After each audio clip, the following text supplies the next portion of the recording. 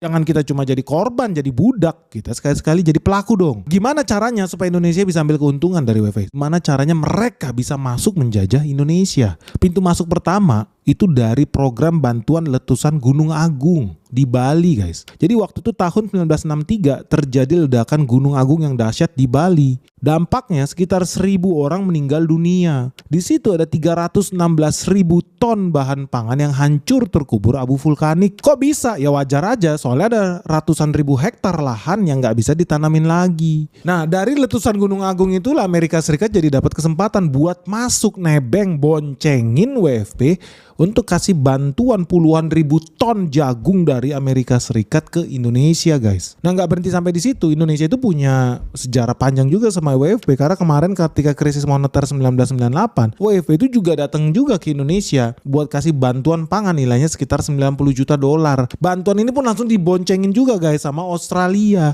yang pengen buang gandum ke Indonesia. Gila ini orang-orang bule nih, nggak habis-habisnya pengen memperbudak bangsa kita, memanfaatkan situasi krisis. Nah, jadi dari situ udah bisa lihat lah, Indonesia itu berulang kali menjadi negara resipien, negara yang begini tangannya, ngemis sama Badan Pangan Dunia.